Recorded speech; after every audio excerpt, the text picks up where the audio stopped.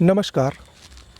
GS के इस trending topics में आज का जो टॉपिक है वो बहुत ही महत्वपूर्ण है और इस टॉपिक को हम लोग कई पार्ट्स में करने वाले हैं। नाम तो अब तक आप लोगों ने देख ही लिया होगा, भारत की नदियाँ। एक ऐसा टॉपिक जो किसी भी परीक्षा में शायद ही अछूता रहा हो, यानी इससे प्रश्न पूछे जाते हैं, ये तय है।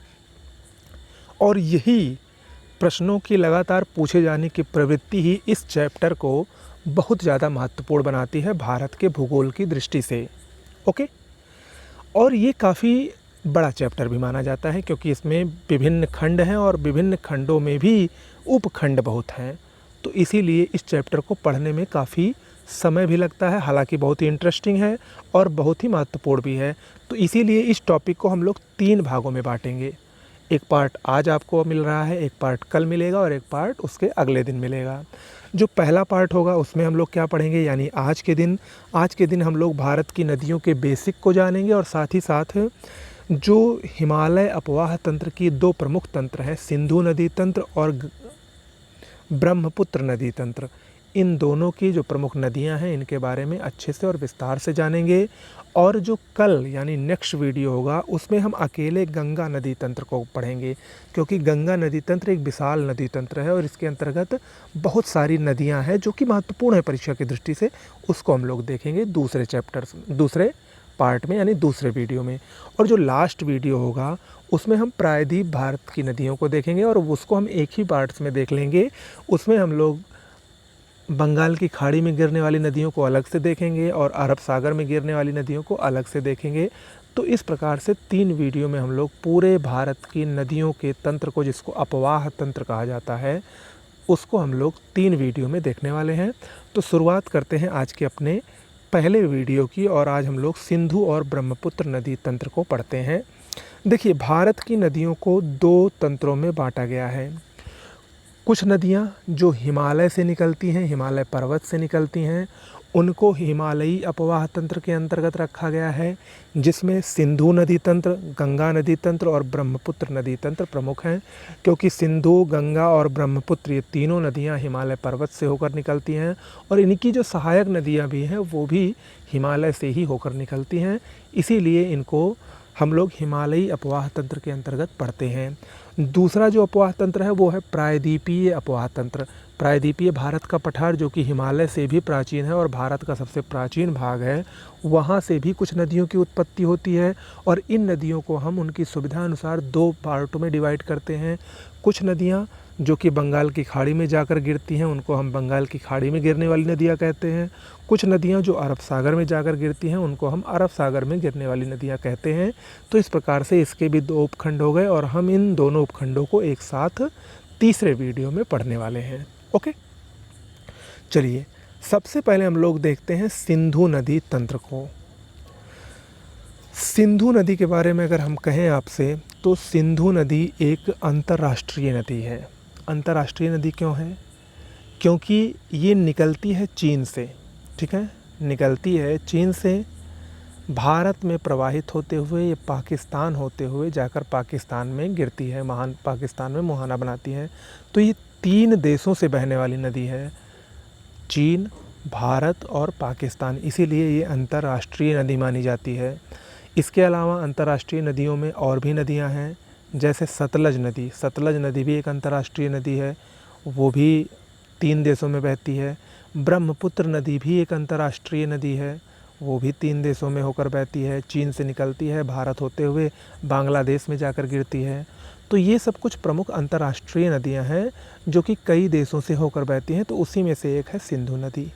ओके, सिंधु की सहायक नदियों की हम बात करें, पहले सबका नाम जान लेते हैं। सिंधु की प्रमुख सहायक नदियां झेलम नदी, चिनाब नदी, रावी नदी, व्यास नदी, सतलज नदी, जाश्कर नदी, द्रास नदी, कुर्रम नदी आदि हैं। ठीक है, ये सिंधु की प्रमुख सहायक नदियां हैं।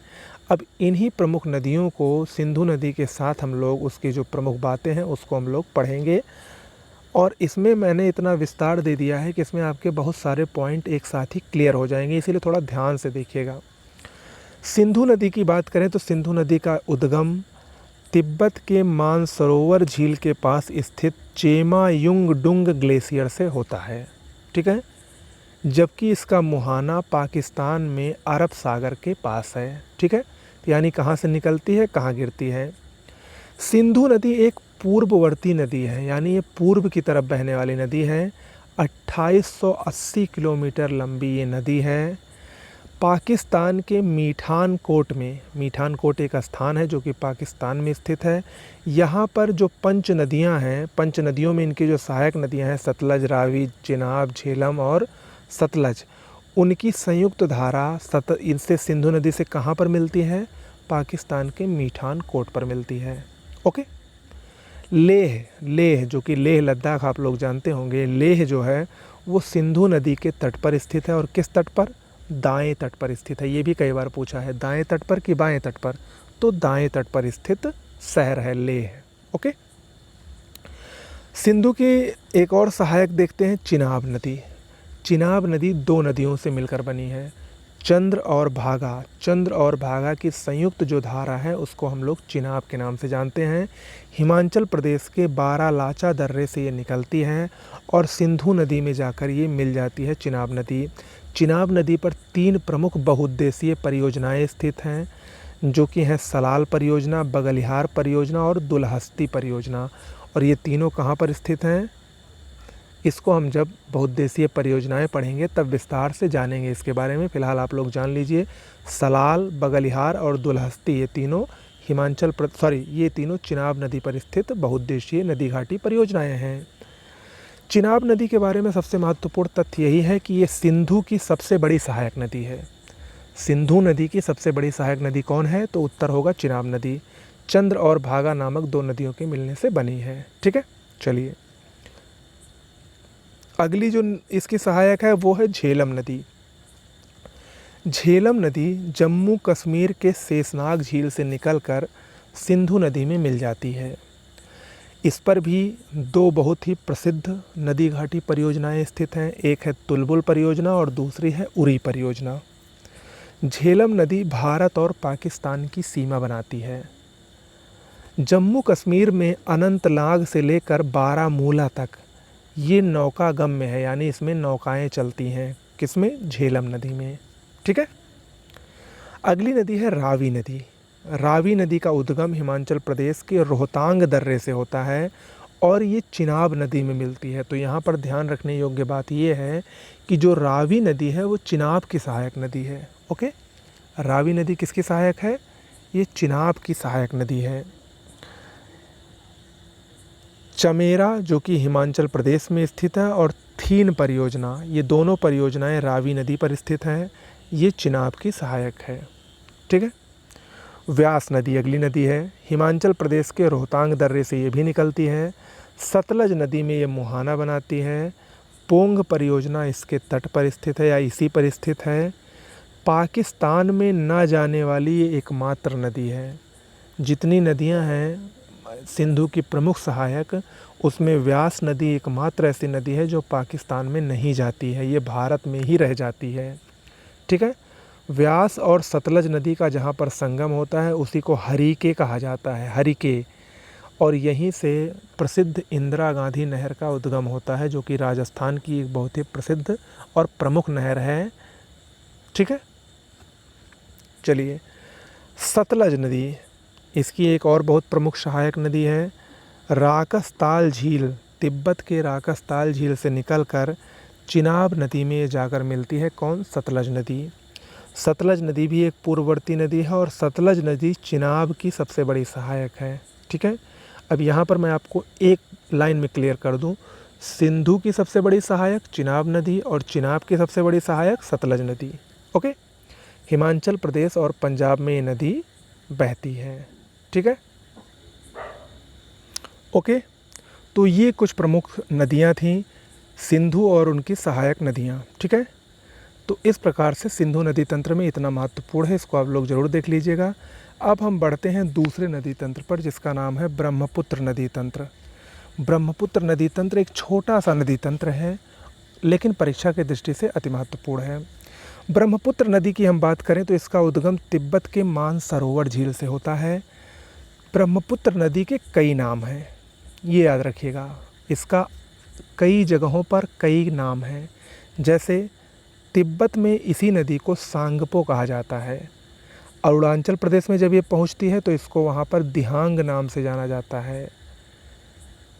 जब ये असम में पहुंचती है तब इसका नाम हो जाता है ब्रह्मपुत्र।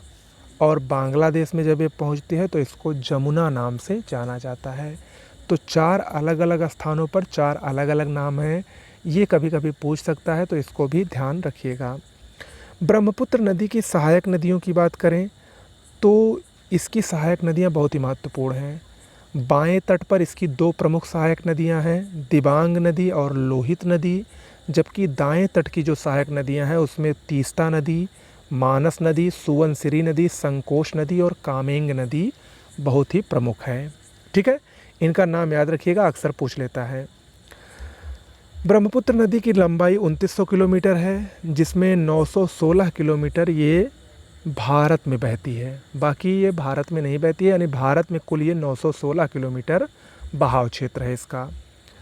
तीस्ता नदी जो कि इसकी सहायक नदी है वो जेमू ग्लेशियर जो कि सिक्किम में स्थित है वहाँ से निकलती है। ये भी पूछता है, इसलिए मैं बता दे रहा हूँ।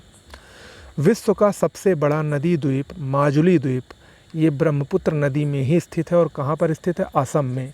असम में ब्रह्मपुत्र नदी पर स्थित माजुली द्वीप विश्व का सबसे बड़ा नदी द्वीप है। ओके, तो इस प्रकार से सिंधु और ब्रह्मपुत्र नदी तंत्र को आज हमने देख लिया है इस पहले वीडियो में। वीडियो अच्छा लगा हो तो चैनल को सब्सक्राइब ज़रूर कर लीजिए। निश्चित रूप से आगामी जितने भी परीक्षाएं हैं, आरओ एआरओ खासकर और यूपीपीसीएस 2024 और भी अन्य परीक्षाएं जिसमें जीएस और हिंदी का काफ़ी ज़्यादा महत्व है, साथ में करंट अफेयर्स का, तो उन सब के लिए आपको सिर्फ़ और सिर्फ अमन स्टडी पॉइंट को देखना है। निश्चित रूप से इससे बाहर कहीं कुछ भी आपको नहीं पढ़ना पड़ेगा, ये अमन स्टडी पॉइंट का दावा है। चैनल को सब्सक्राइब कर लीजिए, फॉलो करिए। नमस्कार।